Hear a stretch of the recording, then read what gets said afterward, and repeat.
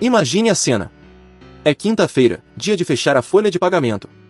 Você abre o sistema do banco para iniciar as transferências e se depara com um saldo irrisório. O dinheiro que deveria estar lá, o capital de giro da sua empresa, simplesmente desapareceu. Congelado. Bloqueado. Sem um telefonema, sem um aviso prévio. Imediatamente, o pânico se instala. Como pagar os salários?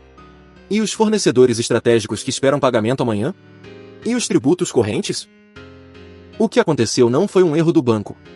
Foi uma ação deliberada do Estado. Você, empresário, acaba de ser atingido por uma medida cautelar fiscal. Eu sou Lucas Lisboa Rodrigues, do LLR Advocacia, e nos próximos minutos, eu não vou apenas explicar o que é essa medida. Eu vou lhe entregar um manual de sobrevivência. Um plano de ação estruturado para as primeiras e mais críticas 72 horas, e um guia de governança para que você nunca mais seja pego de surpresa. Muitos empresários pensam que um bloqueio judicial só acontece no final de um longo processo, depois de anos de discussão. A medida cautelar fiscal quebra essa lógica. Ela é uma ferramenta de urgência, um mecanismo que o fisco utiliza quando suspeita, com base em evidências, que a empresa está agindo de forma a dilapidar seu patrimônio para não pagar uma dívida tributária futura. Pense nela como o airbag de um carro. Ele não espera a colisão terminar para inflar, ele dispara o primeiro sinal de impacto para prevenir um dano maior. Para o Estado, o dano maior é a impossibilidade de receber os tributos que ele acredita serem devidos. Os sinais de impacto que disparam esse airbag são variados, e muitas vezes, eles já estavam piscando no painel da sua gestão, mas foram ignorados. Uma notificação não lida no seu domicílio tributário eletrônico, o famoso DTE.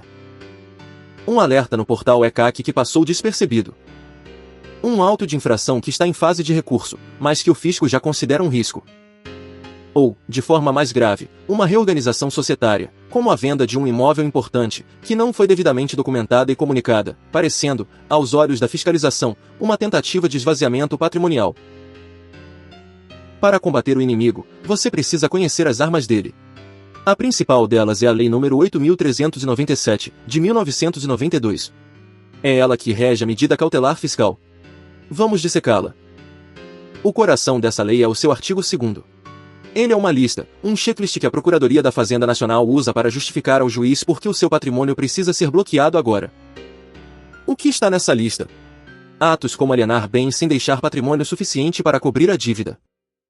Mudar de endereço sem comunicar o fisco, o que levanta suspeitas de fuga. Colocar bens em nome de laranjas ou terceiros. Promover uma dissolução irregular da empresa, o famoso fechar as portas e sumir. São todas condutas que, para o fisco, gritam um risco. E aqui vem a parte mais dura. Os artigos 3º e 4º dessa mesma lei autorizam que o juiz conceda essa medida de forma liminar. Em linguagem de negócios, liminar significa decisão imediata. E inaudita altera parte, expressão que acompanha essas decisões, significa sem ouvir você primeiro. O juiz ouve apenas a versão do fisco, analisa as provas apresentadas, e se convencido do risco, aciona o botão que congela suas contas. A lógica é que, se avisassem você antes, daria tempo de você esconder o dinheiro. Mas a lei não é um cheque em branco para o Estado. Ela impõe limites. O artigo 7º é a sua primeira linha de defesa. Ele diz que a indisponibilidade deve ser limitada ao valor do crédito em discussão. Nem um centavo a mais. Se a dívida é de R$1 milhão, o bloqueio deve ser de R$1 milhão. Qualquer valor acima disso é excesso, e pode ser contestado imediatamente. Finalmente, os artigos 12 e 13 são a sua porta de saída. Eles estabelecem as condições para o fim da medida. Pagar a dívida, obviamente, resolve. Mas também obter uma decisão que suspenda a exigibilidade do crédito, por exemplo, através de um parcelamento. Ou, de forma mais estratégica, apresentar uma garantia considerada idoneia, ou seja, segura e suficiente. Falaremos muito sobre isso. Nenhuma lei age sozinha. A medida cautelar fiscal conversa com outros dois códigos fundamentais, o Código Tributário Nacional, o CTN, e o Código de Processo Civil, o CPC. Entender essa conversa é crucial para a sua defesa. No CTN, um artigo assombra os administradores, o artigo 135, inciso 3º. Ele permite que o patrimônio pessoal dos sócios e diretores seja atingido se for provado que eles agiram com excesso de poderes ou infração à lei. Numa cautelar fiscal, se o fisco alega que a empresa foi usada para fraudes, o patrimônio do gestor também pode entrar na mira. Outro artigo do CTN, o 151, inciso 6º, é uma ferramenta poderosa. Ele afirma que o parcelamento do débito suspende a sua exigibilidade. Ora, se o débito está suspenso, o risco que fundamentou a cautelar diminui ou desaparece, abrindo caminho para pedir o levantamento da medida. Já os artigos 185 e 185-A do CTN tratam da fraude à execução. São primos da cautelar fiscal, mas não são a mesma coisa.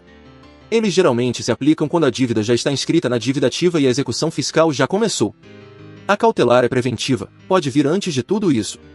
Saber a diferença é vital para a estratégia de defesa. Agora, vamos ao Código de Processo Civil, o CPC. Ele é a sua caixa de ferramentas.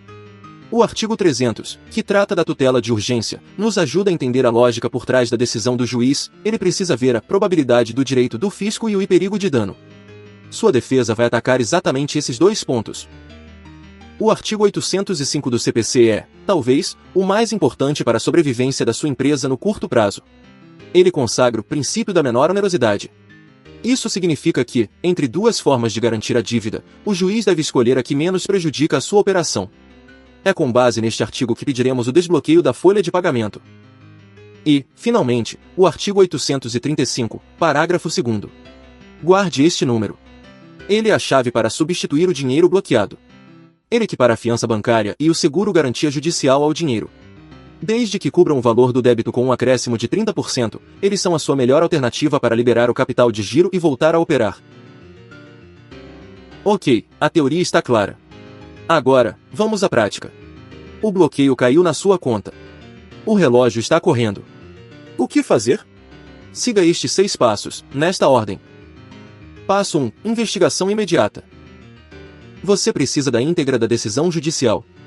Imediatamente. Peça ao seu advogado para baixar todo o processo. Leia a decisão com atenção cirúrgica. Qual inciso do artigo 2º da Lei 8.397 foi usado para justificar a medida? É a sua única fonte para entender a acusação e começar a preparar a defesa. Não reaja sem informação. Passo 2. Mapeamento de danos. O bloqueio de conta corrente via Sisbajude é só a ponta do iceberg. Você precisa saber a extensão total do congelamento. Verifique a Central Nacional de Indisponibilidade de Bens, a CNIB, para ver se imóveis foram atingidos. Consulte o Renajud para saber sobre os veículos da frota. Investigue se há ofícios enviados a seus principais clientes para bloquear pagamentos futuros. Você precisa conhecer o tamanho do campo de batalha. Passo 3. Liberação de sobrevivência. Esta é a medida mais urgente. Sua empresa não pode parar. Com base no princípio da menor onerosidade do artigo 805 do CPC, seu advogado deve peticionar imediatamente ao juiz pedindo desbloqueio parcial de valores estritamente necessários para a sobrevivência da operação. O que é essencial? Folha de pagamento dos funcionários. Tributos correntes, como o ICMS do mês. E o pagamento de fornecedores críticos, sem os quais a produção para. Este pedido não pode ser genérico. Ele deve ser instruído com provas robustas, a previsão da folha, as guias dos tributos, os contratos com os fornecedores e um fluxo de caixa projetado que demonstre que, sem aquele dinheiro, a empresa quebra. Passo 4. A substituição estratégica. Enquanto o pedido de liberação parcial tramita, você age em paralelo. O objetivo é tirar o seu dinheiro do jogo e colocar uma garantia no lugar. Aqui entram o seguro garantia judicial e a fiança bancária, conforme o artigo 835 do CPC. Contate seu banco ou uma corretora de seguros especializada. A apólice ou a carta de fiança deve cobrir o valor total da dívida, mais 30%. Com essa garantia em mãos, você peticiona ao juiz pedindo a substituição. A mensagem é clara: senhor juiz, o crédito do Estado está garantido por um instrumento sólido. Libere meu capital de giro para que eu possa trabalhar. Passo 5. A defesa técnica. O prazo para a defesa formal na cautelar fiscal é curtíssimo. Geralmente, 5 dias. Não perca esse prazo. A defesa vai atacar o mérito da questão. Lembra do artigo 2º da lei? Sua defesa precisa desconstruir, um por um, os argumentos do fisco.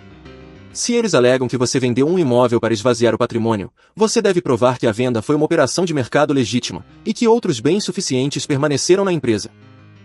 Se eles alegam mudança de domicílio suspeita, você mostra que a mudança foi comunicada e teve razões operacionais. É a sua chance de contar a sua versão da história, com provas. Concomitantemente, avalie a interposição de um recurso chamado agravo de instrumento, para que um tribunal superior reavalie a decisão liminar. Passo 6. Cesse a causa raiz. Lembre-se dos artigos 12 e 13. A cautelar cessa se a exigibilidade do crédito for suspensa. Avalie friamente. Vale a pena aderir a um parcelamento tributário? Muitas vezes, essa é a forma mais rápida de suspender a dívida e, por consequência, derrubar o bloqueio. Outras opções incluem o depósito do valor em juízo ou obter uma outra decisão judicial, em outra ação, que suspenda o débito. O objetivo é cortar o mal pela raiz. Reagir à crise é essencial. Mas o verdadeiro jogo se ganha na prevenção. Como blindar sua empresa contra futuras cautelares fiscais? Com governança e compliance. Primeiro, monitore seus alertas. O domicílio tributário eletrônico, o ECAC e o domicílio eletrônico do contribuinte não são opcionais. Crie a rotina de checá-los diariamente. A maioria das surpresas é anunciada ali. Segundo, adote uma política de integridade patrimonial. Qualquer operação societária relevante, venda de ativos, fusão, cisão, deve ser documentada de forma impecável, com laudos e justificativas econômicas claras. A separação entre o patrimônio da empresa e o dos sócios deve ser sagrada. Confusão patrimonial é um prato cheio para o fisco. Terceiro, mantenha seus cadastros rigorosamente atualizados. Uma mudança de endereço não comunicada é um dos motivos mais comuns para o fisco alegar risco de frustração da cobrança. Quarto, tenha um plano de contingência. Assim como você tem um plano para crises de imagem ou operacionais, tenha um para crises de caixa por bloqueios judiciais. Isso inclui ter linhas de crédito de emergência pré-aprovadas e, mais importante, ter apólices de seguro-garantia judicial já pré-estruturadas com uma seguradora. Isso pode reduzir o tempo de resposta de dias para horas. Em resumo, a medida cautelar fiscal é uma das ferramentas mais agressivas do arsenal do Estado. Ela pode, de fato, congelar o caixa e paralisar uma operação. Contudo, ela não é um ato de força bruta, é um procedimento legal, com requisitos e limites. A resposta não pode ser o desespero, mas sim a estratégia. Uma resposta técnica, rápida e cirúrgica, executada em camadas, estancar a sangria liberando o essencial, substituir a garantia para recuperar o fôlego operacional e, por fim, atacar a causa, desmontando os argumentos que levaram ao bloqueio. Minha recomendação final vai além da reação. Construa um escudo de governança. Monitore seus riscos fiscais com a mesma seriedade com que monitora suas vendas. Ter um protocolo de crise definido e ferramentas como um seguro-garantia pré-aprovado não é custo, é investimento na continuidade do seu negócio. É fundamental ressaltar que este conteúdo é informativo, desenhado para educar e orientar. Ele se baseia na legislação e na jurisprudência atual, mas não substitui, em nenhuma hipótese, uma consulta jurídica focada na análise detalhada do seu caso específico. Agora eu gostaria de ouvir você. Deixe nos comentários, qual a sua maior preocupação em relação à governança fiscal na sua empresa? Você já possui um protocolo para crises de caixa? Vamos transformar este espaço em um fórum de debate estratégico para empresários. E se este conteúdo aprofundado trouxe valor para você, considere se inscrever no canal para continuar recebendo análises que fortalecem a sua gestão. Eu sou Lucas Lisboa Rodrigues, do LLR Advocacia. Agradeço sua confiança e seu tempo. Na descrição do vídeo, você encontrará as informações de contato do nosso escritório para situações que exijam uma análise aprofundada. Até o próximo vídeo.